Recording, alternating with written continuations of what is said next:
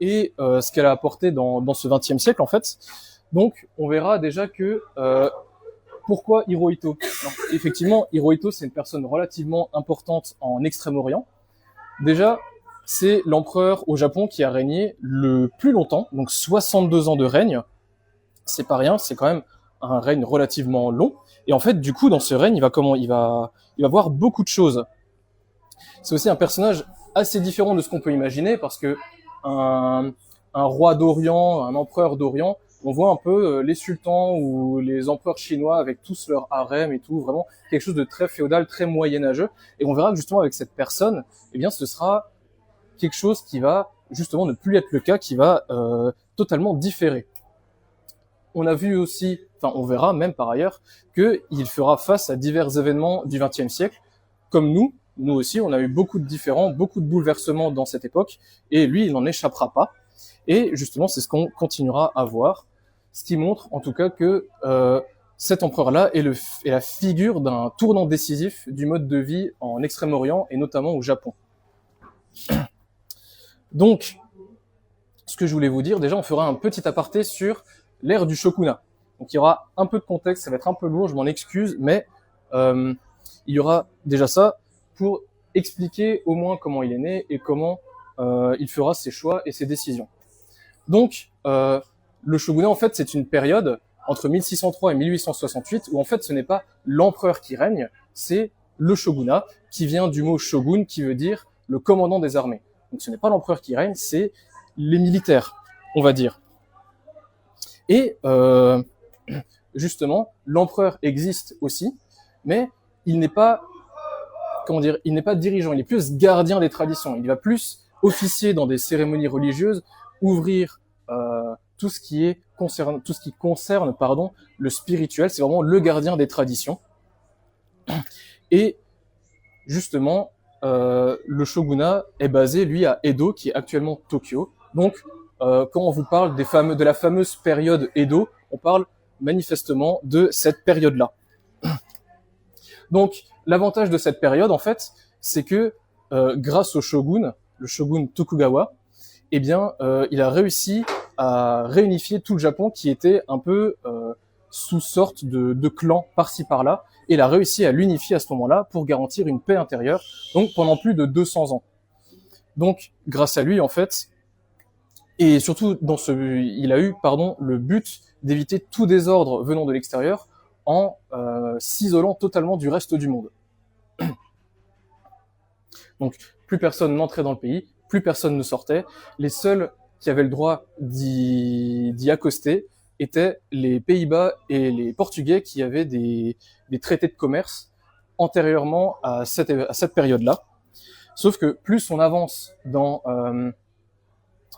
cette époque, donc plus il va commencer à avoir des pressions des Occidentaux, notamment les Français et les Anglais, qui vont commencer à justement vouloir traiter commercialement avec eux aussi.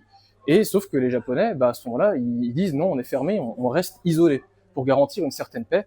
Sauf que justement, ça va faire un peu l'effet inverse au milieu du 19e siècle. Si on combine ça avec des luttes internes qui ensuite va mener à des famines et à des révoltes, et du coup, ça va mener à une guerre civile. Et à ce moment-là, justement, il va y avoir les daimyo. Les daimyo, ce sont les seigneurs des fiefs. Et en fait, les daimyo, qui sont pour l'empereur, pour la réhabilitation de l'empereur, ils vont en profiter pour essayer de faire revenir l'empereur présent sur le devant de la scène. Ce qui va aboutir, justement. Et donc, on aura ensuite l'empereur Mutsuhito qui va commencer à régner et qui, du coup, fondera l'ère Meiji. Donc, l'ère Meiji, ça veut dire littéralement le gouvernement éclairé. Donc, c'est le grand-père de Hirohito.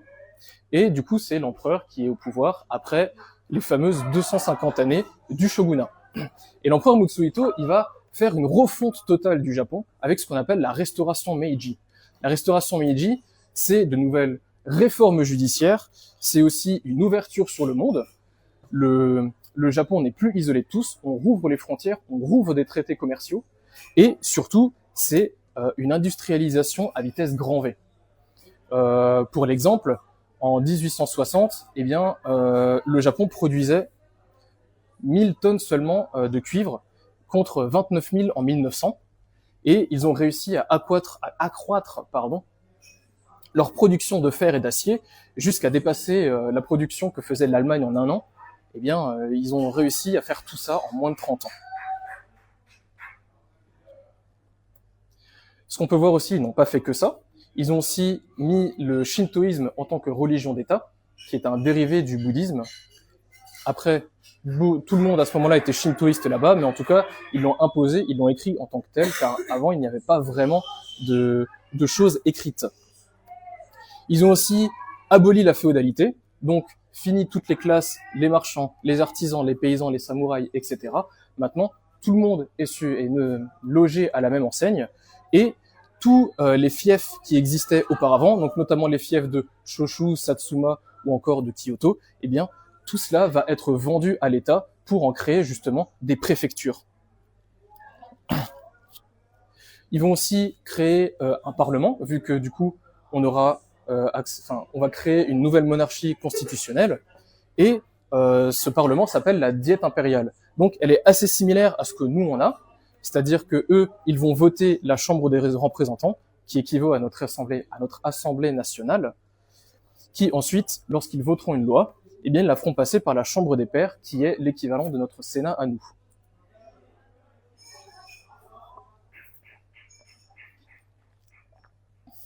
Et le plus important, justement, dans cette restauration Meiji, c'est que il y a une nouvelle constitution qui sera créée.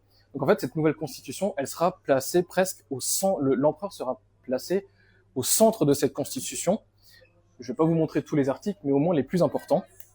Notamment l'article 3 qui dit que la personne de l'empereur est sacrée et inviolable. Donc en fait, l'empereur est littéralement une personne à part entière, c'est une divinité même, le descendant de la déesse d'Amaterasu. Et justement, les citoyens japonais, les sujets, en fait, n'ont même pas le droit de le regarder. Ils n'osent même pas le regarder, ils détournent le regard, ils se prosternent devant lui, vraiment comme si c'était un dieu vivant sur Terre. Donc déjà cela, mais aussi on peut voir qu'il a le pouvoir législatif. Il a donc le pouvoir législatif, il peut faire voter des lois, mais aussi le pouvoir exécutif, car il est le commandant suprême de l'armée et de la marine, et plus tard des forces aériennes quand les avions seront inventés. Donc, ce qu'on peut dire en fait, c'est que il va aussi du coup créer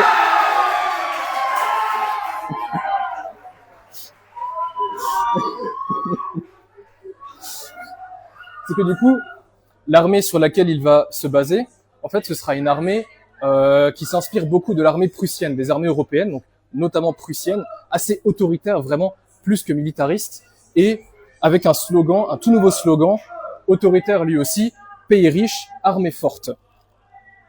Donc, en fait, grâce à ça, l'ère Meiji, ça reste une période de modernisation accélérée et de transformation radicale du Japon. On passe justement d'un pays féodal assez fermé, assez arriéré, dira-t-on, à quelque chose de plus ouvert, de plus contemporain pour l'époque, mais qui garde toujours une certaine tradition et un certain impérialisme. Donc, nous sommes le 29 avril 1901 et Hirohito naît du coup sous l'ère Meiji. Donc, vous voyez ce petit bambin, ce petit bout de chou, eh bien c'est Hirohito qui lui est né du prince Yoshihito et de la princesse Sadako Kujo, que vous pouvez voir ici présent. Et justement, Hirohito, ça veut pas dire n'importe quoi. Hiro, ça vient du camp Hirohito, donc le premier. Hiro veut dire richesse, abondance et vertu, tandis que Hito est le suffixe que l'on va donner aux descendants mâles de la famille impériale. Mais on pourrait le traduire par bienveillance. Et donc, Hirohito, en fait, quand il naît, il reste pas très longtemps avec ses parents. Il se fera aussi renommer le prince Michi, donc le Michi no Miya. Et, comme dit, il va pas rester longtemps avec ses parents parce que la famille impériale reste quand même très formelle malgré ses descendants, malgré le fait qu'elle soit entre elles. Donc en fait, il va être confié à un tiers. Donc, ce sera le comte Tsuneyoshi Kawamura. et il sera instruit dans l'école du Gakushuin, où en fait, le Gakushuin, c'est un établissement qui, justement, forme les futurs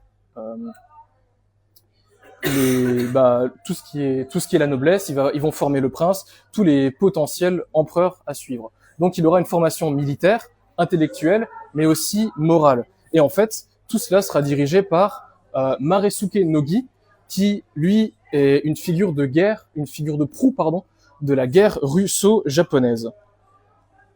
Donc on va faire aussi quand même, on va parler un petit peu de la guerre russo-japonaise parce qu'elle reste quand même assez importante au point de vue japonais.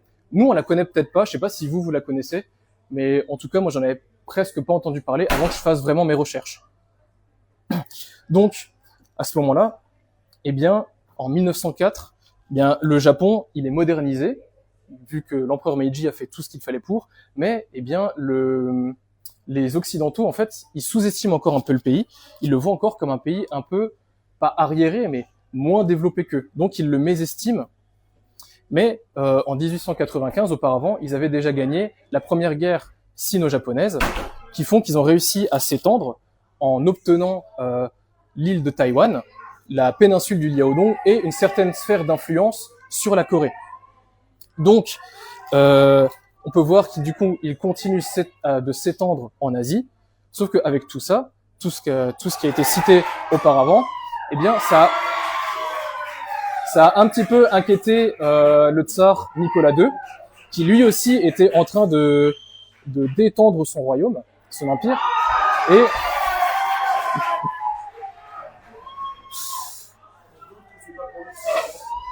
je ne pense pas non plus. Mais oui, du coup, eh bien, ça a commencé il va commencer à avoir des tensions entre ces deux dirigeants. Et ils vont essayer de négocier. Ils vont essayer de négocier au mieux, d'être le plus en plus diplomate. Sauf que, en fait, entre ces deux pays, ça ne marche pas. Ça ne marche pas. Et donc, du coup, le Japon, coûte que coûte, eh bien, ils vont lancer, en fait, un ultimatum que les Russes vont ignorer parce qu'eux aussi, ils mésestiment encore un petit peu le Japon. Et donc, du coup, les Japonais vont attaquer par surprise, tout simplement. Et en fait, en moins d'un an, eh bien, ils auront gagné la guerre. Alors comment ils ont gagné la guerre? Ils ont réussi à gagner la guerre grâce à une armée relativement efficace malgré sa jeunesse, parce que c'est quand même une nouvelle armée qui est présente, et elle a droit à un état-major relativement efficace, très combatif, très prudent dans ses choix, mais très décisif. Comparé justement à un tsar qui semble relativement affaibli, déjà par une armée et un état-major relativement au mieux présent et au pire incompétent, et aussi par sa femme qui est jugée comme un motif d'affaiblissement du fait qu'elle soit allemande et protestante. Donc, ils réussissent à gagner la guerre facilement et les Russes d'une très mauvaise manière. D'ailleurs, je peux vous dire une petite anecdote.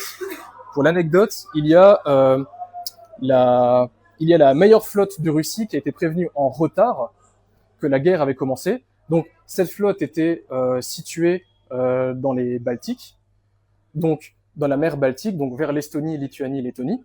Et en fait, ils sont passés par la mer du Nord, donc ils ont fait déjà un grand détour. Et déjà dans la mer du Nord, ils ont cru voir des bateaux japonais, mais en fait ce sont des Britanniques. Donc ils ont tiré et ça a provoqué un certain incident diplomatique qui a failli créer une crise internationale. Mais s'ensuit aussi le fait qu'ils ne sont pas passés par le canal de Suez, donc pas par la Méditerranée, ils sont passés par le cap d'Espérance, de Bonne-Espérance, et ont littéralement passé sous l'Afrique, donc provoquant encore 6 mois de retard en plus. Et on les voit arriver vers la Corée et le Japon, donc la mer de Corée, un peu les mains dans les poches, la fleur au fusil, alors que tout était fini depuis déjà 4 mois. Donc bon, ça relève de l'incompétence de l'armée. Et donc, ils sont officiellement déclarés vainqueurs face au tsar, et ils vont obtenir du coup le sud de l'île de Sakhalin, qui est juste ici, ainsi que la péninsule du Liaodong, et un protectorat sur la Corée. Donc en fait, ils l'ont presque annexé à ce moment-là, ce qu'ils feront du coup en 1910. On peut conclure qu'en fait, tout ça, pour tout ça, c'est pour dire que le Japon à ce moment-là n'est pas à prendre à la légère. Le Japon, c'est le premier pays oriental à battre un pays occidental avec une des plus grandes armées du monde à ce moment-là. Faut le savoir quand même. Donc voilà, le Japon commence vraiment à rentrer dans l'estime de plus en plus de dirigeants occidentaux. Donc on passe un petit peu, et là nous sommes en 1908 où le prince Michi, eh bien, il est âgé de 7 ans. Et à ce moment-là, on a déjà le prince qui se nourrit en fait d'histoires de contes et de légendes assez nationales, assez pas patriotes, mais qui en fait qui en fait l'inspire à devenir le meilleur des dirigeants. Donc Taka Adachi, sa nourrice, en fait, va lui inculquer les légendes du seigneur Yoshitsune ou du fameux bretteur Miyamoto Musashi ou encore de Benkei l'immortel. Et on a aussi Maresuke Nogi qui, lui, inculque les fondamentaux qu'un dirigeant impérial doit être, c'est-à-dire être sage et avisé, être préparé à toutes circonstances et aussi, le plus important, se soucier, de l'avenir de sa patrie, car, comme l'a dit Maresuke Nogi, nul ne souhaite le bonheur de son peuple autant que sa majesté. Sauf que, eh bien, aucune personne n'est immortelle, et l'empereur Mutsuhito, eh bien, il décède à l'âge de 59 ans, en 30 juillet 1912, soit après 45 ans de règne. Et à ce moment-là, c'est quand même le règne le plus long d'un empereur japonais. 45 ans, c'est quand même relativement énorme. Mais du coup, s'ensuit un deuil dans tout le Japon pendant 1 mois et demi, jusqu'au 11 septembre 1912. Et juste après cela, eh bien, ce même jour, Maresuke Nogi, le soir même, eh bien, il se suicide par seppuku, selon la tradition Junshi, qui dit que, eh bien, que le samouraï meurt en même temps que son maître par rituel, suicide rituel. Donc, nous avons la fin de l'ère Meiji qui s'annonce, mais du coup, nous avons une nouvelle ère avec l'avènement de l'empereur Yoshihito, qui sera du coup l'ère Taisho, l'ère de la grande justice. Donc, on va pas beaucoup parler de Yoshihito, très peu même, mais on lui notera quand même qu'il aura malheureusement pour lui la dure tâche de succéder à son père, et ce sera très compliqué pour lui parce que c'est quand même pas évident de rester derrière l'ombre de son père qui a quand même réformé le Japon entier après 250 ans de shogunat. Donc il va essayer de faire ce qu'il peut parce que il a conscience de l'héritage impérial qu'il porte sur les épaules, et ça reste quand même une personne relativement discrète. Elle est plus sobre, moins extravagante que son père, et il restera des fois même caché, enfin pas caché, mais il se fondra parmi ses sujets pendant des déplacements officiels pour montrer que lui aussi il est plus proche du peuple et de ses sujets que feu son père. Donc, ce que va faire quand même Yoshihito, eh bien, ce sera de créer un nouvel institut pour son fils, avec encore quelques héritiers de la noblesse. Où en fait, ce sera un institut encore vraiment plus poussé que l'institut du Gakushuin. Et en fait, il va du coup avoir de nouveaux enseignements qu'on n'avait peut-être pas auparavant, comme notamment l'apprentissage du français, qui est quand même une langue noble à cette époque.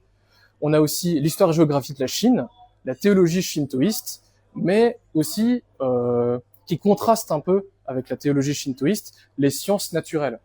Donc c'est quand même quelque chose d'assez étrange et étonnant d'apprendre le darwinisme social, le fait que l'empereur descende des singes et non de la déesse Amaterasu, ce qui reste vraiment très étonnant à ce moment-là, et qui va provoquer même des tensions parmi cet institut. Et on aura aussi l'enseignement moral et princier, avec notamment un nouveau professeur, enfin des nouveaux professeurs, et notamment celui-là, Jugo Sugiura. Jugo Sugiura, c'est quelqu'un de relativement important dans la sphère de l'enseignement japonais, parce que déjà, il a fait ses études à l'ancienne université de Tokyo, et il a réussi à partir à l'étranger, étudier en Grande-Bretagne, chose que seuls les étudiants nommés par le ministre de l'Éducation autorisaient.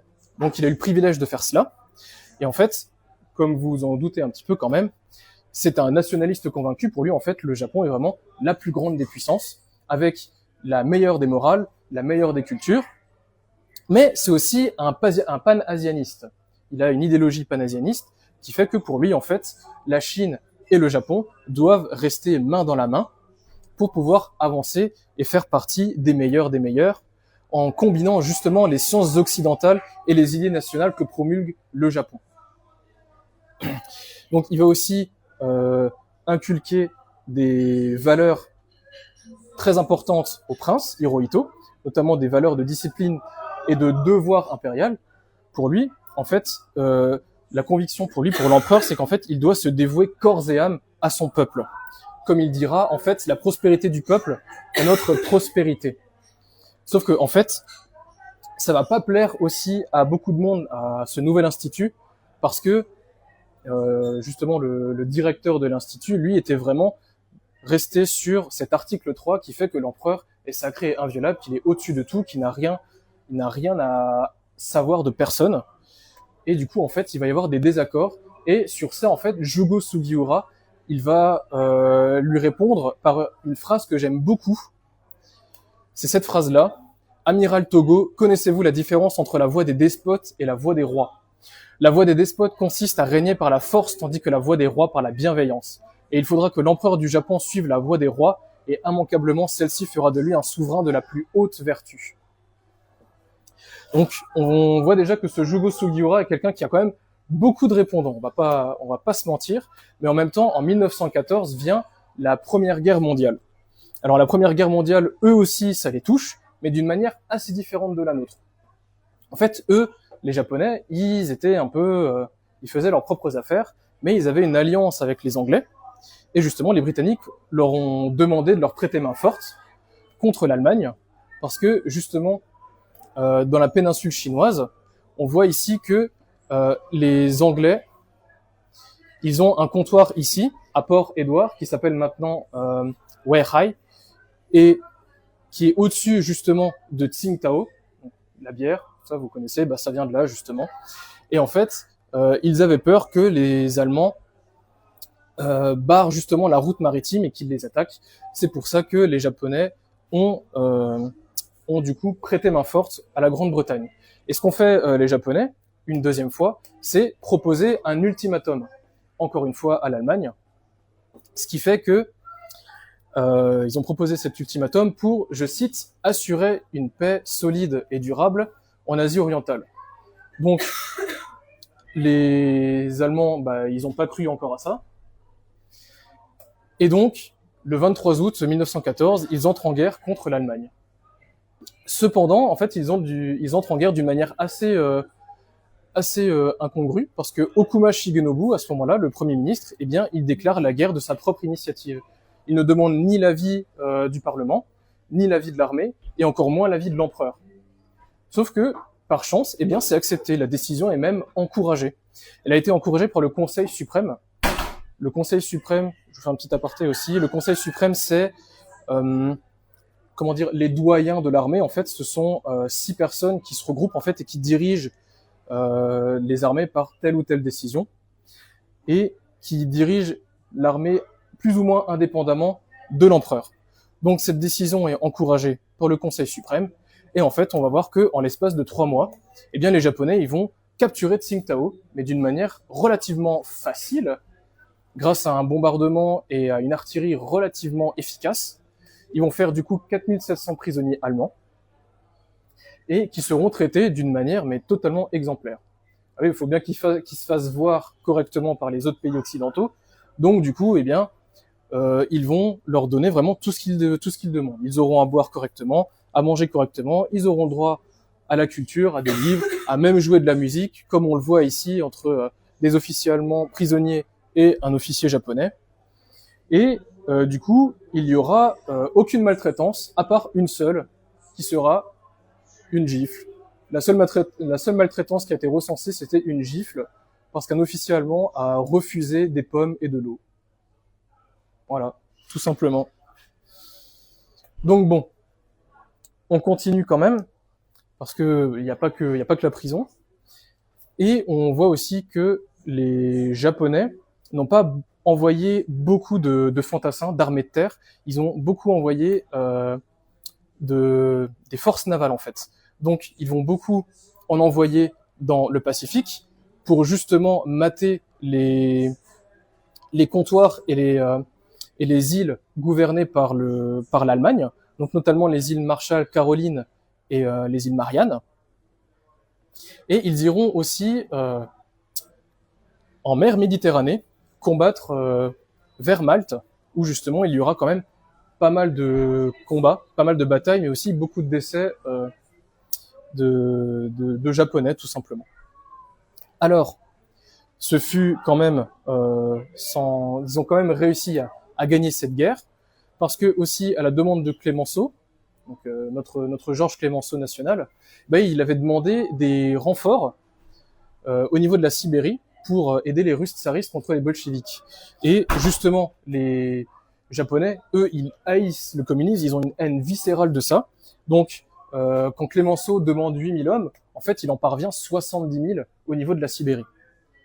Et ils ont tellement bien réussi ces batailles en Sibérie qu'ils vont rester encore contrôler un petit peu cette région jusqu'en 1922 avant de se retirer complètement.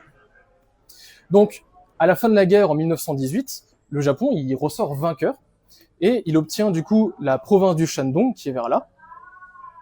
Il obtient aussi le contrôle des îles Caroline, Marshall et Marianne, donc les îles qu'ils ont réussi à prendre, et aussi une place permanente à la Société des Nations, donc anciennement donc l'ancêtre de l'ONU, pardon.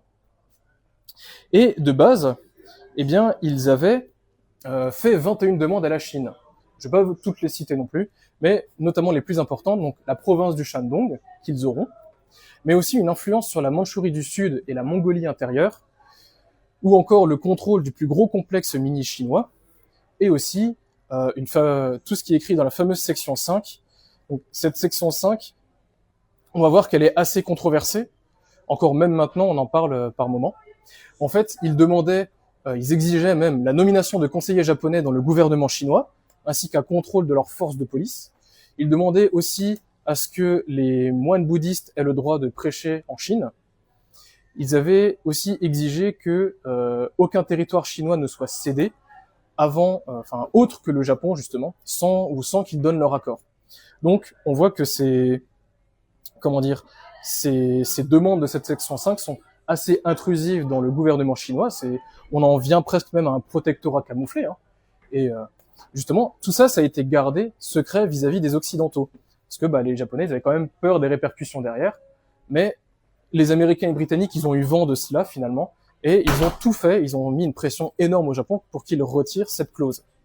Donc, ils l'ont retirée, mais à quel prix ? Déjà, une perte de toute crédibilité et confiance de la Société des Nations, mais aussi la fin de l'alliance nippo-britannique. Et cela a mené du coup à une montée du racisme anti-asiatique aux USA, ce qui du coup au Japon va faire monter un sentiment anti-américain. Donc, on continue ensuite avec la fin de la guerre. Donc en fait, à la fin de la guerre, il y a une exode rurale qui se crée, car en fait, ils avaient besoin d'énormément de monde dans les villes pour pouvoir créer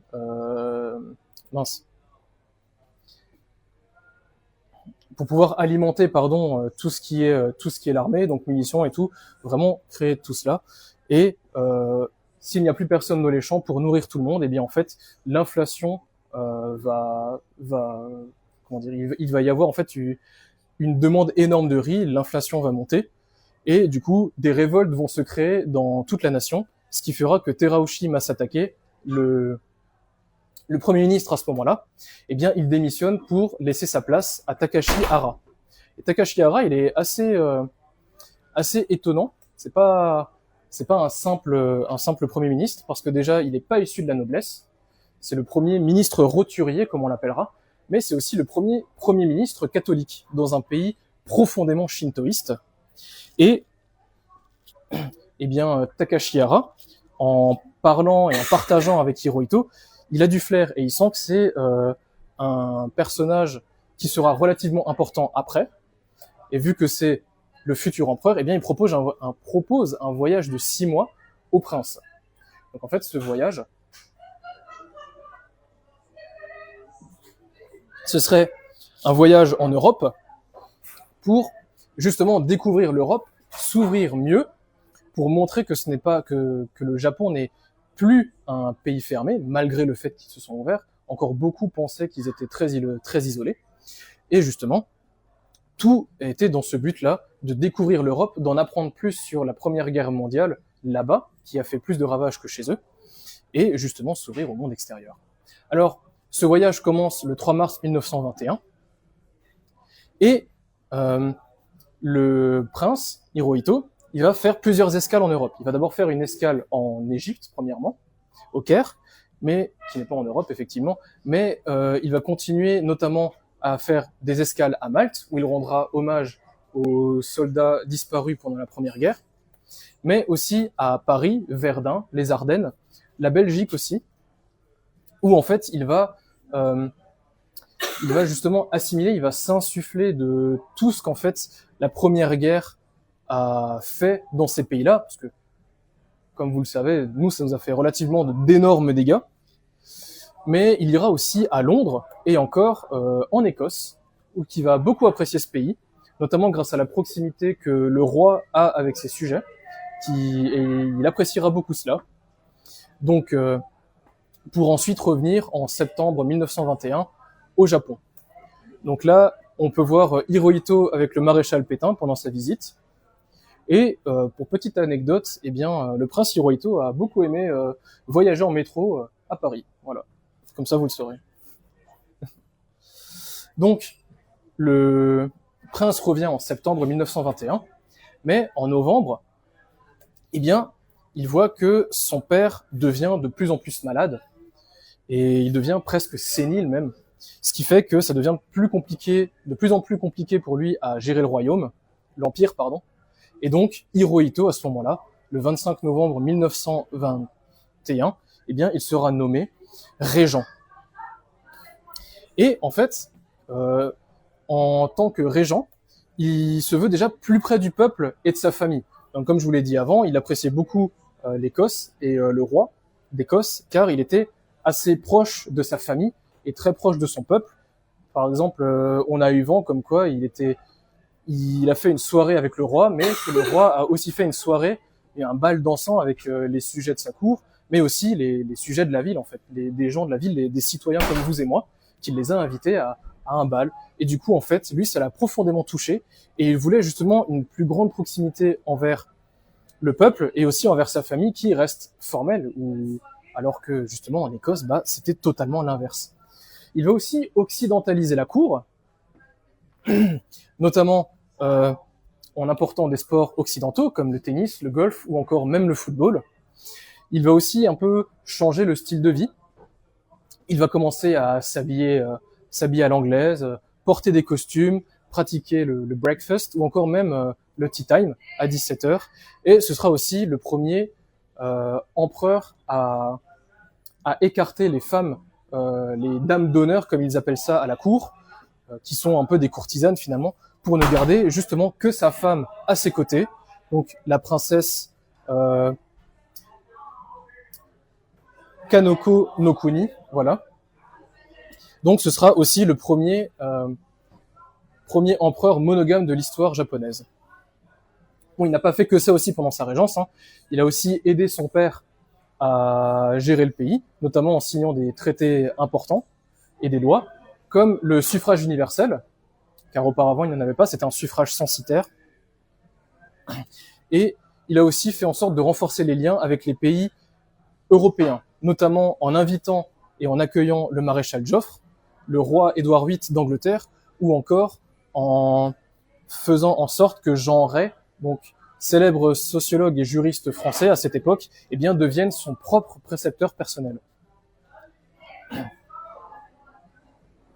Donc, en fait, grâce à ça, on peut se rendre compte que Hirohito, il se veut tout d'un empereur moderne. Il se veut curieux, il se veut ouvert, quand même, en s'ouvrant à l'Occident encore plus qu'avant, mais tout en restant enraciné. Sauf que, eh bien, l'empereur va aussi découvrir les mauvais côtés d'être un dirigeant impérial. Eh bien, c'est qu'on va tenter de l'assassiner le 27 décembre, alors qu'il ouvrait justement il faisait l'ouverture de la diète impériale, donc le Parlement. Eh bien, Daisuke Namba va tenter de l'assassiner. Il va pas réussir, mais en fait, vu que c'est un communiste, du coup, l'opinion anticommuniste va grimper énormément. Et en fait, il va carrément le communisme va tellement être impopulaire qu'en fait, une loi sera votée, la loi de la préservation de la paix en 1925. En fait, cette loi, elle va réprimer toute dissidence politique. Donc, à savoir le socialisme, le communisme et l'anarchisme. Donc on est en 1923 et Hirohito, eh bien, il continue à être co-dirigeant, à être régent tout simplement, mais l'état de santé de son père en fait s'aggrave de jour en jour jusqu'au 25 décembre 1926 où en fait son père malheureusement décède.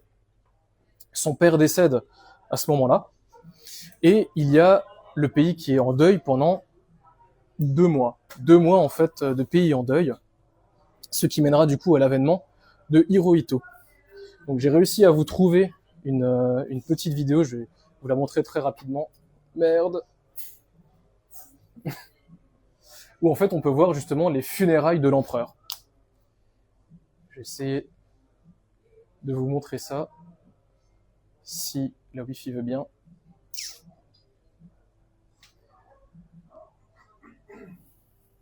Voilà. Donc ce ne sont pas des marches, des fameuses marches célèbres, ce sont justement la cérémonie des funérailles de l'empereur Yoshihito. Donc voici justement le cercueil de l'empereur, dans une marche funèbre faite dans tout Tokyo.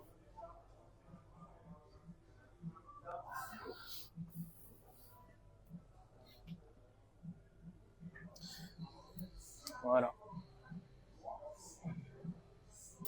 Donc, je disais, à la fin, l'empereur décède, ce qui du coup mènera à l'avènement d'une nouvelle ère, l'ère de Yoshihito, qui sera l'ère Showa. L'ère Showa, eh bien, c'est l'ère de Hirohito, qui est le 124e empereur du Japon, et qui du coup sera nommé l'ère de la paix éclairée. Et je vais du coup faire une pause ici, parce que ça commence à devenir assez long pour tout le monde, je pense. Mais ok, bah du coup, fin de l'entracte, et on retourne sur cette fameuse ère Showa. Donc pour cette partie 2, du coup, on va parler justement du règne, maintenant du règne de Hirohito. Et en fait, il commence un petit peu sous de mauvaises augures. Donc il se fera introniser le 10 novembre 1928, officiellement. Mais en fait, la politique à ce moment-là, et même le pays à ce moment-là, est vraiment dans une certaine instabilité. Donc on a le grand séisme du Kanto déjà en 1923 qui s'est produit, qui a réduit, excusez-moi, qui a réduit presque tout Tokyo en cendres. Il n'y a vraiment plus rien. Il reste 10% de la ville. Et les révoltes du riz qui n'ont jamais vraiment cessé. Il y a toujours eu des révoltes par-ci par-là, ça ne s'est vraiment jamais arrêté. Si on rajoute aussi à ça une crise financière de 1927, eh bien en fait, le Japon est totalement en déficit total. Il y a une grosse dépression financière qui se crée, et en fait, les entreprises, elles vont faire faillite les unes après les autres, ou alors elles mettront la clé sous la porte, ou alors elles se feront racheter pour ensuite mettre la clé sous la porte. Donc, c'est quelque chose d'assez dramatique qui se passe, et on a aussi surtout une instabilité politique. En fait, à ce moment-là, dès qu'il arrive au pouvoir, il y a une très grosse instabilité politique qui s'applique. On a 6 premiers ministres qui se succèdent en moins de 8 ans, ce qui est relativement énorme. On rajoute à ça aussi des tensions au sein de l'armée impériale. Donc en fait, il y a une faction de l'armée impériale, il y a la Kodoha et la Toseha. La Kodoha, c'est une faction de l'armée qui est vraiment extrêmement nationaliste, vraiment ultra nationaliste, et elle est aussi très belliqueuse, très expansionniste, elle a vraiment des désirs d'envahir toute la Chine entière. On a aussi ça avec la Tosea, qui a aussi un certain nationalisme dans l'âme, et aussi un désir d'expansion, mais ils sont beaucoup plus prudents face à ça. Parce que en fait, eux, ils ont le flair, ils vont redouter quelque chose qui va se passer dans les prochaines années, et ils ont raison, parce qu'en fait, prochainement, ce qu'il se passe, c'est que l'armée du Kwantung, donc c'est une armée qui se situe en Chine, aux frontières entre la Corée et la Chine, c'est une armée de 10 000 hommes qui ont le droit de patrouiller dans toute la Mandchourie. Donc du nord au sud, de l'est à l'ouest. C'est une armée japonaise qui a le droit de vadrouiller, de faire des exercices, et c'est aussi une partie de l'armée qui est presque indépendante de l'armée impériale japonaise. Donc en fait, eux, ils reçoivent très peu d'ordres de l'armée de l'état-major pardon qui est situé sur l'archipel. Donc eux, ils vont commencer à être autonomes et à aussi avoir leurs idées à eux, à radicaliser leurs idées, parce que déjà, comme je vous l'ai dit avant, en fait, ce sont majoritairement de jeunes recrues rebelles sous une armée relativement autoritaire. Hein. L'armée dont elle a été inspirée, c'est l'armée de Bismarck. Elle est extrêmement autoritaire, très militariste, assez belliqueuse. Et si on rajoute à ça une rancœur persistante du gouvernement Taisho, justement parce que à ce moment-là, le gouvernement Taisho, comme je vous l'ai montré avant, il a fait des réformes assez libérales comme le suffrage universel, mais aussi ils ont adopté les syndicats, donc le syndicalisme, et ils ont aussi peur de la démilitarisation, car en étant membre de la Société des Nations, le Japon doit du coup commencer à démilitariser ses colonies qu'elle a un peu partout dans le Pacifique. Donc ça, c'est une condition. Et justement, à ce moment-là, eh bien, Hirohito, il est assez d'accord avec la Société des Nations, car il aimerait en fait détendre les tensions avec la Chine, car il sent que ça commence un peu à monter. Donc du coup, Hirohito se dit que c'est une bonne idée de au moins émettre l'hypothèse d'enlever petit à petit l'armée qui vadrouille en Mandchourie. Et en fait, pour cette armée du Kwantung, c'est un peu la goutte d'eau qui fait déborder le vase. Et en fait, leur désir d'expansion, ils vont l'amener à un niveau supérieur en voulant envahir la Mandchourie. Donc la Mandchourie, ce qu'ils vont faire pour essayer de l'envahir, ils vont déjà, en 1928, essayer de faire sauter une ligne de chemin de fer et accuser les Chinois mandchouriens. Sauf que, ça marche pas. Les Chinois, ils tombent pas dans le panneau. Donc du coup, ils vont essayer d'être plus fourbes que ça. Ce qu'ils vont faire, ils vont essayer de nouer de bons contacts entre l'archipel japonais, donc les militaires qui sont sur l'île, et les officiers supérieurs qui sont au niveau de la Mandchourie, pour justement leur inculquer l'idée de vouloir envahir la Mandchourie, de leur faire croire que c'est une bonne idée. Ce qui, du coup, ils vont réussir à ça, ils vont réussir à faire leur objectif, parce que en septembre 1931, il y a l'incident du Mukden. L'incident du Mukden, ce sont justement cette fameuse petite division de l'armée du Kwantung qui va poser une bombe aussi sur une ligne de chemin de fer. Mais du coup, là, ensuite, ils vont réussir à accuser les Chinois et prendre du coup la ville du Mukden.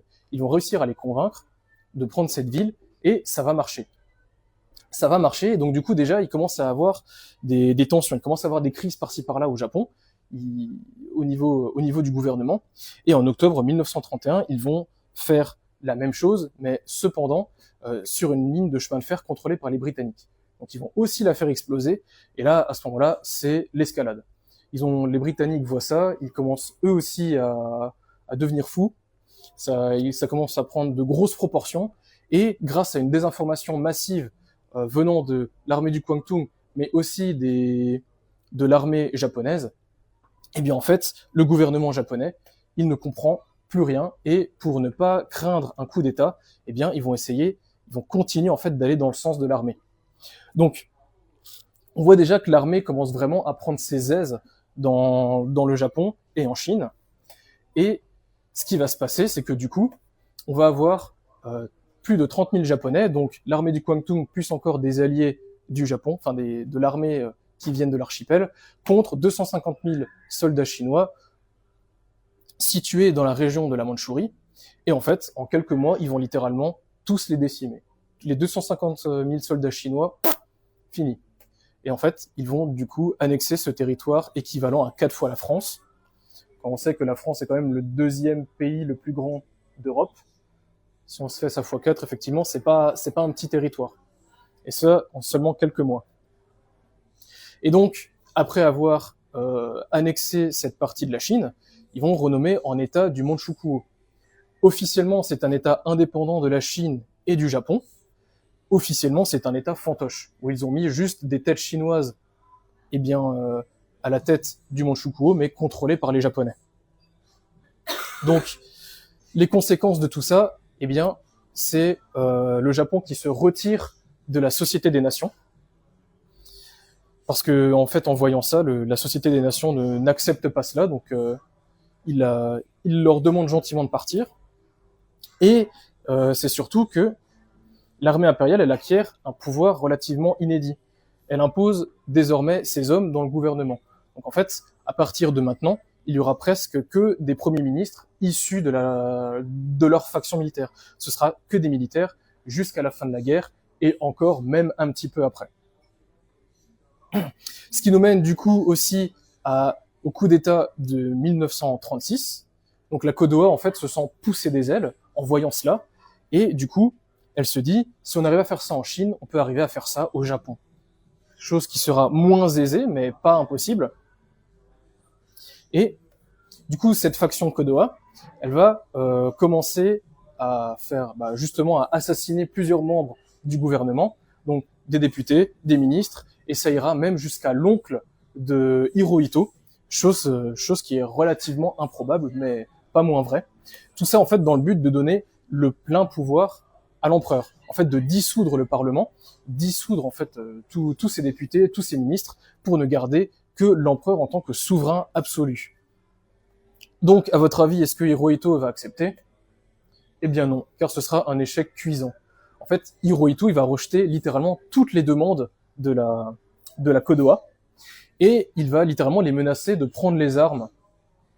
Il va littéralement, menacer de prendre les armes et de les déloger lui-même du palais dont ils ont pris possession.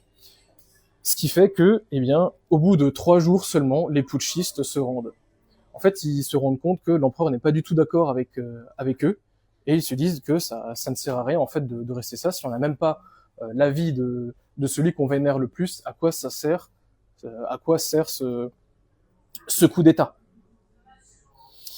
Donc, ce qui va se passer après ce coup d'État, l'armée va être reformée et la Kodowa et la Tosea vont fusionner. La Kodowa, elle, va d'abord être purgée et du coup fusionner avec la Tosea, avec un nouveau dirigeant à sa tête, Hideki Tojo.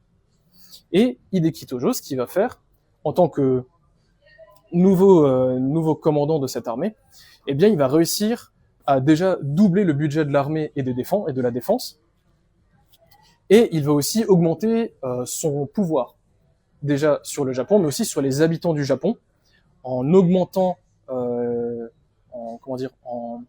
mettant plus de censure qu'il n'y en avait auparavant, en faisant de plus en plus de répression, avec un contrôle plus strict de la population, et qui ira même des fois jusque dans la vie privée de certains habitants japonais. Quant aux anciens putschistes, comme j'ai dit, il y a une purge dans la Kodowa, et en fait, ces anciens putschistes, ils seront soit exécutés, soit emprisonnés, soit envoyés dans l'armée du Kwantung.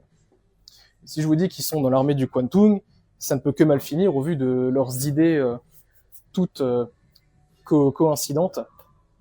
Ce qui fait que l'armée du Kwantung, elle va provoquer un incident qui sera assez décisif dans l'histoire japonaise, l'incident du pont Marco Polo. Alors, pour la petite explication, l'incident du pont Marco Polo, elle se situe en dessous de Pékin. C'est un peu flash. Elle se situe en dessous de Pékin. C'est un pont qui se situe en dessous de Pékin, je vais redire. Et en fait, l'armée du Kwantung, à un moment donné, fait un exercice. Et à la fin de cet exercice, ils voient qu'il manque un soldat à l'appel. Et ils ont du coup fouillé tous les villages alentours en demandant où est ce soldat, jusqu'à commencer à hausser le ton en disant qu'effectivement, vous avez caché ce soldat, vous l'avez capturé. Donc le ton monte entre les habitants des villes et l'armée, ce qui fait qu'à un moment donné, les Japonais vont commencer à faire feu, et du coup, s'ensuit des batailles qui s'annoncent par-ci par-là, les autorités chinoises qui vont monter en escalade, et parallèlement au Japon, ce sera pareil. Ce qui fait que on va commencer à avoir littéralement et officiellement le début de la Seconde Guerre mondiale entre la Chine et le Japon, qui sera donc la Seconde Guerre sino-japonaise.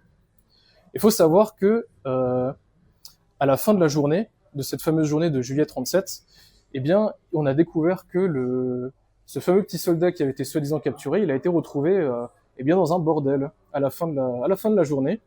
Donc, il y a d'énormes, même de très plus que grands, des soupçons énormes, comme quoi tout ça a été prémédité pour lancer une guerre, pour faussement accuser les Chinois. Sauf que du coup, la guerre est lancée, et cette seconde guerre sino-japonaise, eh bien, elle va très vite monter en escalade, parce qu'en quelques mois, eh bien, l'armée japonaise, elle s'empare de très grandes villes chinoises, de très grands territoires. Donc là, on est seulement en 1938, on a commencé en 1937. Donc là, on a notre Japon, on a la Corée, et on a ici tout ce que le Japon a déjà envahi. Donc on a Pékin qui est vers là, on a Nankin qui est ici, contre encore toutes ces forces alliées chinoises. Et justement, en décembre 1937, eh bien, en arrivant à Nankin, ils vont faire ce qu'on appelle du coup les massacres de Nankin. Les massacres de Nankin, c'est ce qui est encore à ce jour un des crimes de guerre les plus atroces qui a existé. Encore à ce jour. Pardon, je m'excuse. Donc, c'est dans la ville de Nankin, Nanjing maintenant. Et on recense jusqu'à 300 000 morts durant ce fameux sac de Nankin, comme on l'appelle aussi, où en fait, les soldats japonais, dans leur suprématie raciale, en fait, car oui, en fait, pour eux, tout ce qui n'était pas japonais était des sous-hommes, des sous-races, littéralement, et bien du coup, ils vont commencer à torturer les gens, à exécuter tous des gens de toutes sortes, qu'ils soient femmes, enfants ou des hommes, et pareil pour les viols, en fait, ils ne vont pas hésiter à violer des femmes, à violer des enfants. Il n'y a pas de... tout le monde a la même enseigne, pour le coup, et ça ira même jusqu'à des concours de décapitation où il y aura des officiers japonais qui feront des concours de décapitation. Le but était de décapiter 100 personnes le plus vite possible. Donc là, comme vous pouvez le voir, on voit 2 officiers japonais qui sont à la une d'un journal. Hein. C'est la une d'un journal, faut le savoir. Donc c'était relativement connu tout ça. Donc comme dit, ce massacre est relativement atroce. Et même si les Japonais disent qu'il n'y en a eu que 20 à 30 000, les experts japonais disent qu'il n'y a eu que 20 à 30 000 morts, qui croira-t-on sur ce coup-là, les perdants ou les vainqueurs? C'est à vous de le voir. Mais en tout cas, pardon, ceux qui ne seront pas exécutés, en fait, seront amenés à l'unité 731. Donc, l'unité 731, qu'est-ce que c'est? C'est un complexe créé en 1933 par Shiro Ishii, qui lui est le directeur de l'institut. Et donc, officiellement, c'est un institut de recherche concernant le traitement de l'eau et les bactéries, afin d'approvisionner au mieux l'armée japonaise sur le front. Et officieusement, c'est plus une unité de recherche bactériologique, mais pour créer des armes bactériologiques, pour créer des armes, pas de destruction massive, mais on en est vraiment pas loin. Et donc, du coup, ces prisonniers que l'on va appeler des maruta, littéralement des rondins de bois, parce qu'en fait, ce sont des gens que, après qu'on ait fait des expériences, on les foutait au feu, comme des rondins de bois, justement, pour allumer la cheminée en hiver. Donc, ces fameux maruta, ces prisonniers, eh bien, ils vont subir beaucoup d'expériences, notamment pour améliorer les soins sur le front.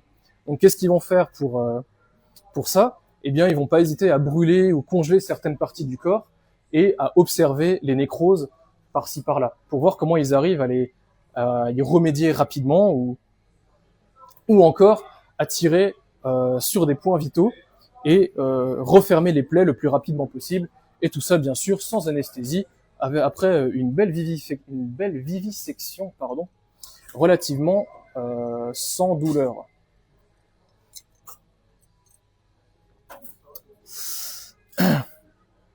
Ils faisaient pas que ça, hein.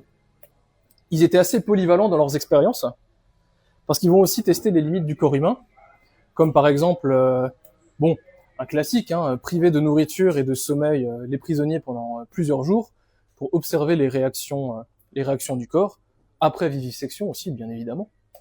Mais aussi dépressurisation ou pressurisation des cobayes. Donc ils n'hésitaient pas à mettre les prisonniers dans des... dans des... Ah, j'arrive plus à le dire. Pardon ? Oui, c'est ça, dans des chambres hyper bas, ou encore dans des... ce qu'utilisent les cosmonautes, les centrifugeuses, voilà. Les grosses centrifugeuses, c'est ça, où on leur fout 10 à 20 jets dans la gueule pendant plusieurs minutes pour voir ce qui se passe. Et bien sûr, toujours sans anesthésie après vivisection. Mais ce qu'ils aimaient bien aussi, et ce qu'ils préféraient, eh bien, c'était tester les épidémies, parce que de base, ils testent des armes bactériologiques.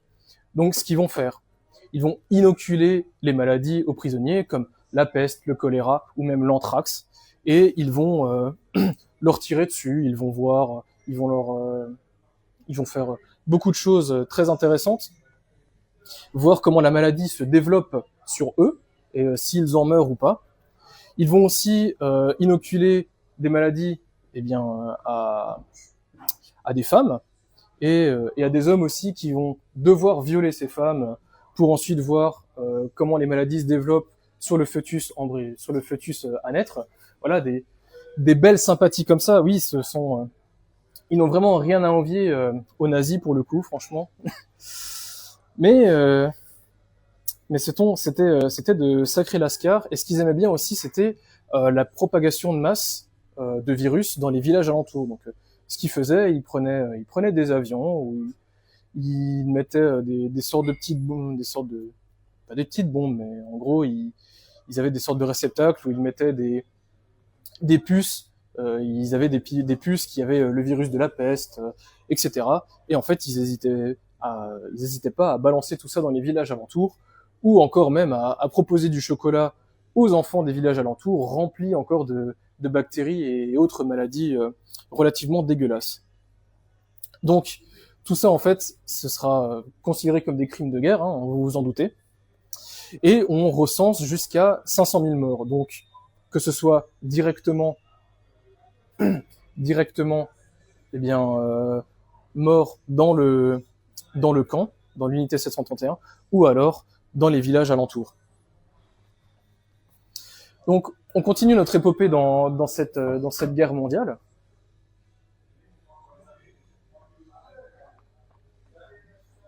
Par quelque chose que l'on connaît un petit peu mieux chez nous, c'est le pacte tripartite. Le pacte tripartite, on le connaît un petit peu mieux, on en parle un petit peu plus, en tout cas chez nous, car justement, ce pacte tripartite, eh bien, c'est la création du fameux axe Rome-Berlin-Tokyo. Et en fait, ils ont dans le but, ces trois pays, de dissuader les États-Unis d'entrer en guerre. Donc ça, ce sont les trois premiers pays qui vont signer. Viendra d'autres pays comme la Roumanie, la République tchèque, la Hongrie ou encore même la Finlande. Et eh bien, cet objectif du coup était de dissuader les États-Unis d'entrer en guerre. Sauf que, malheureusement pour les Japonais, ce sera un peu l'effet inverse. Les Américains ne vont vraiment pas aimer, et les tensions envers eux ne vont faire qu'augmenter. Donc du coup, ce qu'ils vont faire, ils vont geler les avoirs des Japonais, donc à un équivalent environ de 3 milliards de dollars actuels, ce qui est relativement énorme. Mais ils vont aussi faire un embargo sur le pétrole, le fer et aussi l'acier. Et les colonies britanniques et néerlandaises, donc l'Indonésie et la Malaisie, ils vont faire d'eux-mêmes. Ils vont aussi faire un embargo pour le Japon, ce qui fait que du coup, ce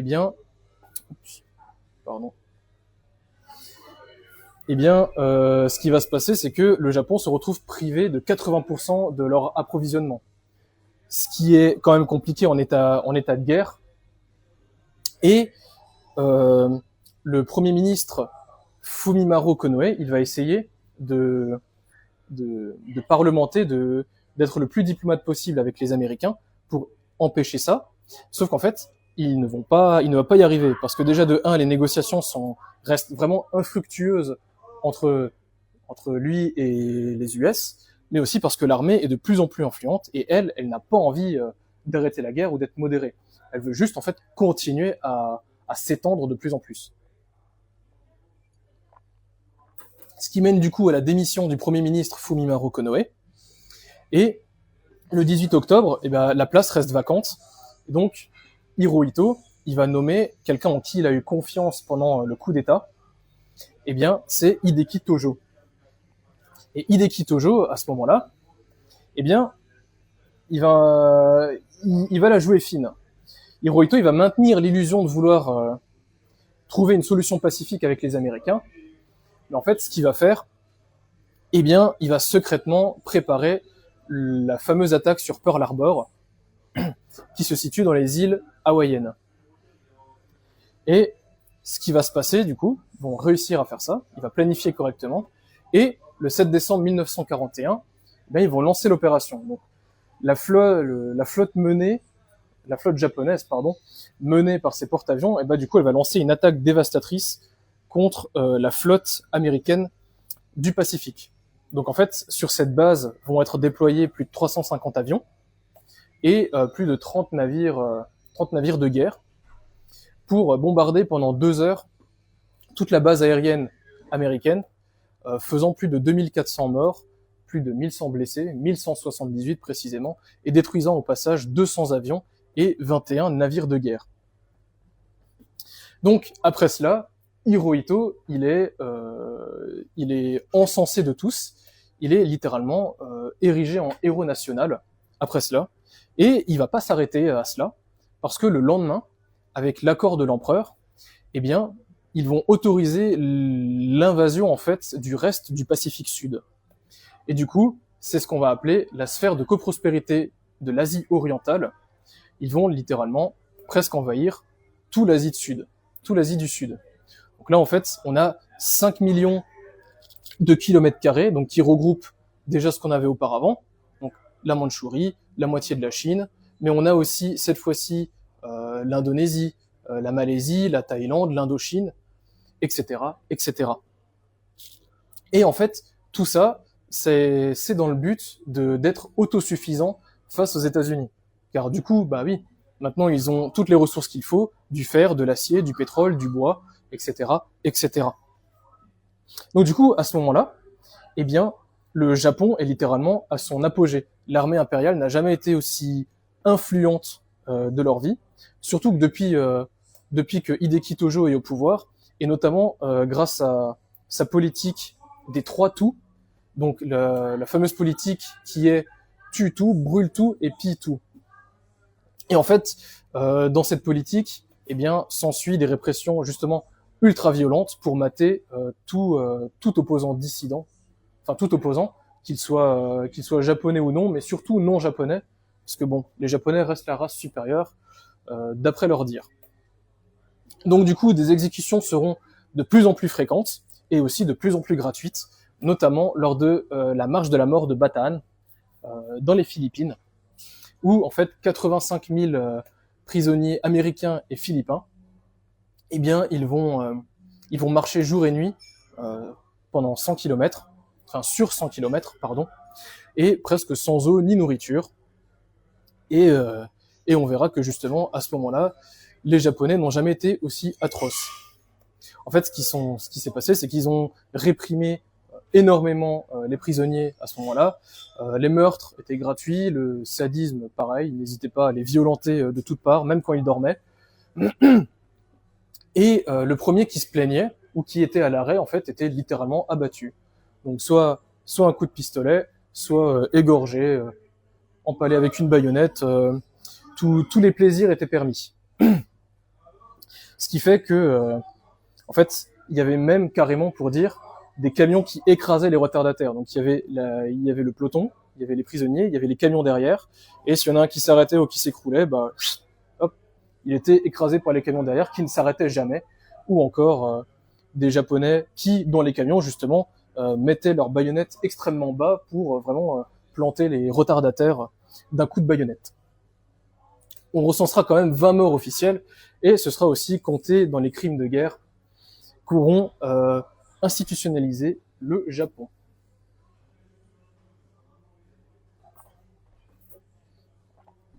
Donc, on avance dans la guerre, sauf qu'en fait, à partir de 1943, eh bien, c'est un peu le début de la fin, parce que, eh bien, après avoir instigé l'attaque de Midway, eh ben, en fait, c'est un peu la douche froide, parce qu'ils vont pas s'en sortir victorieux, ce sera une lourde défaite pour eux. Et à ce moment-là, les Alliés, les Américains surtout, eh ben, ils vont commencer à débarquer un peu partout dans les îles du Pacifique pour remettre l'ordre, en fait, pour littéralement booter les Japonais hors de ces pays-là. Et en fait, du coup, en l'espace de 2 ans, donc de 1943 à 1945, eh bien, les frontières du Japon passent de cette fameuse sphère de coprospérité orientale à justement les frontières d'avant, les frontières actuelles. Et l'armée est toujours déterminée, en fait. Personne ne se rend parce que bon, c'est quand même leur honneur qui est en jeu. Mais l'été 1945, après le recul de ces frontières, eh bien, il sera particulièrement douloureux pour l'archipel japonais, et en particulier Tokyo.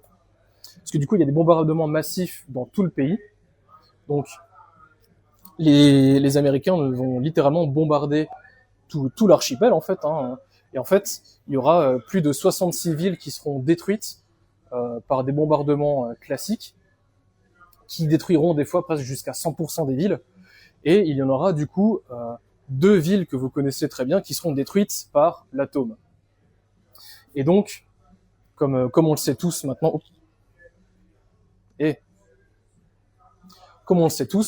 eh bien, il y a eu les fameuses bombes d'Hiroshima et Nagasaki. Hiroshima le 6 août 1945 et aussi le 9 août 45. Normalement, ça aurait été la ville de Kokura qui aurait été normalement bombardée, mais du fait que il faisait pas très beau ce jour-là, ils se sont vite rabattus sur Nagasaki. Et donc, ce qui s'est passé, c'est que sur ces 68 villes bombardées, en fait, il y aurait eu plus de 300 000 Japonais morts, 750 000 blessés et 2 millions de personnes sans abri.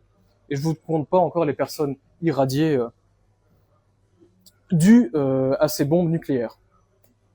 S'ensuit du coup, en fait, quand même beaucoup de discorde dans le gouvernement japonais, notamment le Conseil suprême qui lui est divisé. En fait, sur les 6 personnes qui le composent, 3 veulent se rendre et 3 veulent continuer la guerre. Donc, ils se tirent la bourre de plus en plus, mais c'est pas la chose la plus importante parce que surtout que le pays en fait à ce moment-là, il est détruit, il n'a plus un rond. Les frontières reculent de jour en jour, les Américains sont vraiment aux portes de Tokyo limite, et du coup ils se sentent un petit peu acculés. Ils n'ont pas envie de finir la guerre, parce qu'il y a encore quand même 4 millions de soldats sur l'archipel japonais. Il y a encore 4 millions de soldats japonais, dont 1,2 million seulement dans la ville de Tokyo. Mais c'est surtout en voyant l'URSS qui entre en guerre contre le Japon ce même jour que, en fait, eh bien, Hirohito, lui, il va trancher, malheureusement. Il va décider de faire un choix extrêmement difficile, mais nécessaire pour sauver son peuple, pour sauver le peuple japonais. Eh bien, il va devoir se rendre. Et comme a dit Hirohito, je vais me permettre de citer une phrase qu'il a dit juste après sa reddition. « J'ai réfléchi sérieusement à la situation qui prévaut à l'intérieur et à l'extérieur du pays, et j'en ai conclu que la poursuite de la guerre ne peut signifier que la destruction de la nation et la prolongation de l'effusion de sang et de cruauté dans le monde. Je ne peux supporter de voir mon peuple innocent souffrir plus longtemps. » S'ensuit du coup un discours radiodiffusé le 15 août 1945 J'ai un petit extrait si ça vous intéresse. On va essayer de faire en sorte que ce soit mieux qu'avant. Voilà. Donc là, c'est vraiment la voix de l'empereur. Que justement les Japonais vont aussi entendre pour la première fois de leur vie.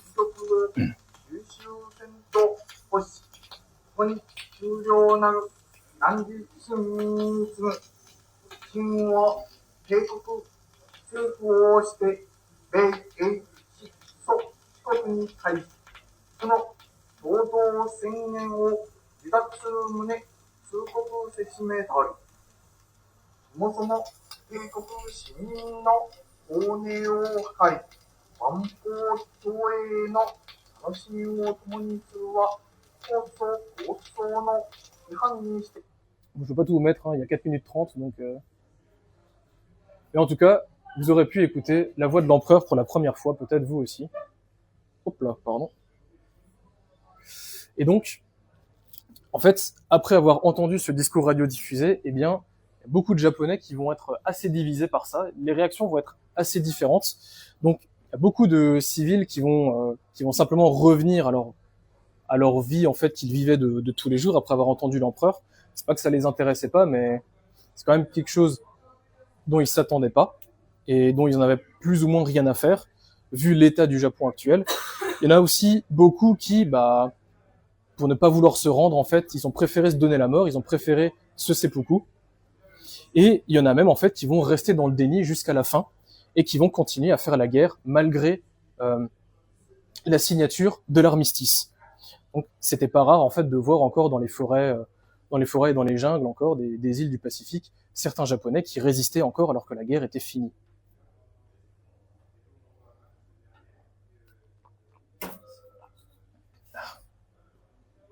Donc après cela, il va y avoir une occupation des États-Unis sur le Japon et les Américains, ils vont choisir le général Douglas MacArthur, pour diriger cette fameuse occupation. Donc pourquoi MacArthur ? Eh bien parce que c'est quelqu'un qui déjà est un héros de la Première Guerre mondiale et aussi parce que il a vécu au Japon pendant sa jeunesse. Donc il connaît les mentalités, il sait comment plus ou moins gérer les choses là-bas, il connaît le système profond japonais. Et donc ce qu'il va faire, il va commencer d'abord par démilitariser le pays, afin que du coup, ce soit plus facile à contrôler, mais aussi il aura une propagande pro-américaine. Il va déclencher une très grande propagande, déjà en approvisionnant constamment les villes japonaises qui sont sous famine en fait, hein, le peuple meurt de faim. Donc déjà cela, et les États-Unis vont aussi cacher les dégâts qui ont été faits par les bombes atomiques, parce que bon, on va pas se mentir, c'est vraiment pas ça aurait pas été très intelligent de montrer ça aux yeux de tout le monde, alors qu'on est le pays qui occupe justement le pays perdant. Ça n'aurait pas justement co-uni le Japon, mais ça aurait justement monté une mutinerie justement, plus une rébellion contre les États-Unis, et ce n'était clairement pas le but.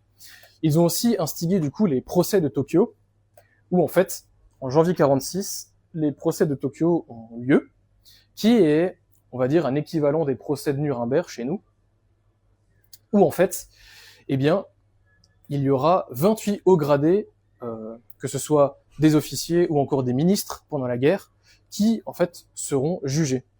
Et en fait, il y aura un représentant pour chaque pays vainqueur, donc un représentant de la France, de l'Angleterre, de l'URSS, de l'Inde aussi, de la Chine, etc., qui en fait se délibéreront à chaque fois et qui concernant les hauts gradés jugés. Et tous seront jugés coupables sans exception, donc soit par l'emprisonnement à vie, soit par l'exécution, soit par pendaison, notamment Hideki Tojo qui est là et qui a failli se suicider mais qui n'a pas réussi. Donc du coup, il sera pendu le jour même. Certains aussi ont pu négocier une paix ou au moins négocier, je vais recommencer. Certains ont pu négocier avec les États-Unis ils ont pu avoir un terrain d'entente, notamment Shiroishi et l'unité 731. Ils ont pu justement négocier avec eux.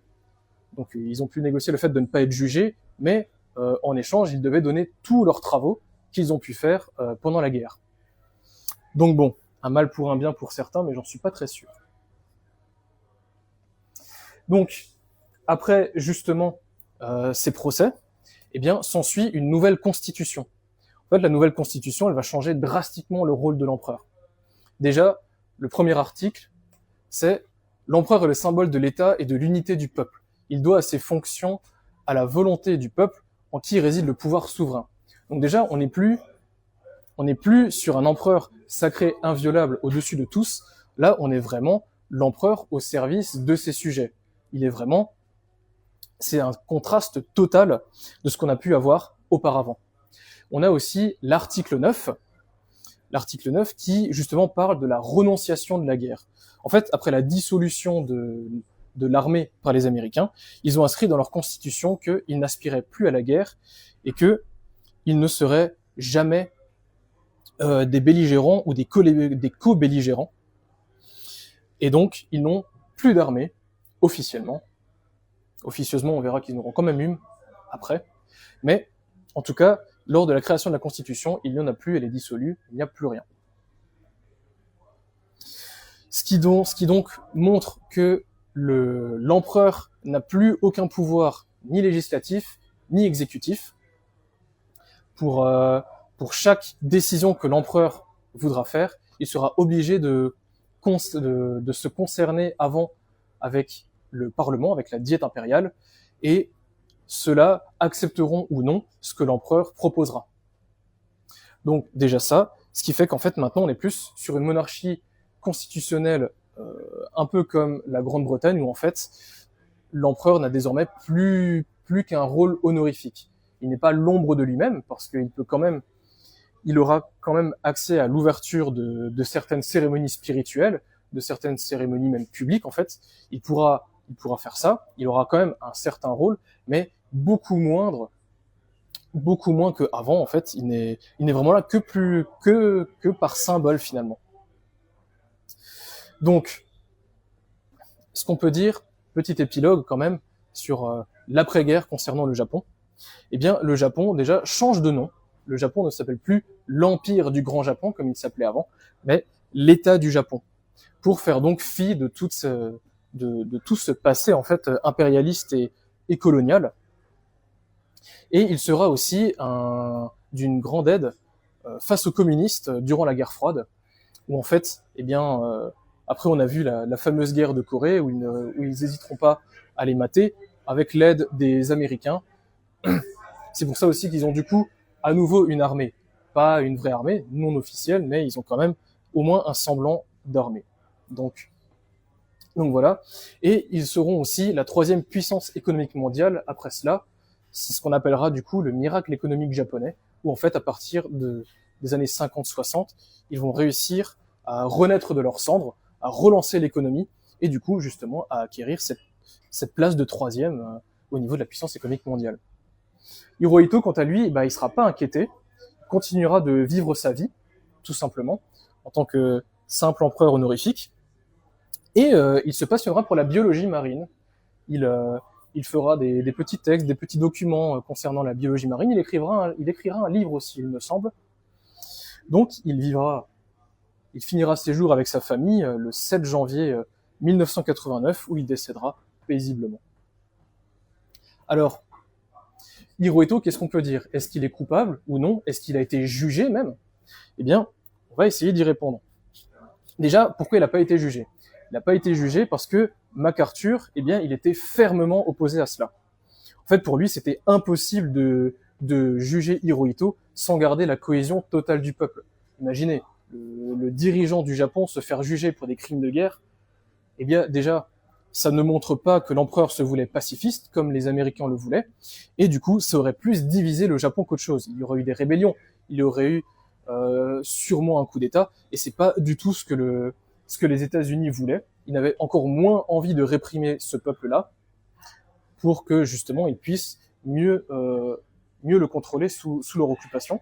Cependant, il n'est quand même pas innocent, parce que eh bien, Hirohito était au courant de ce qui se passait. Il y avait Hideki Tojo qui lui faisait des rapports réguliers, hebdomadaires, voire même journaliers par moment, où en fait il lui informait de ce qui se passait au niveau des armées, au niveau des invasions, au niveau de la gestion aussi de certaines colonies.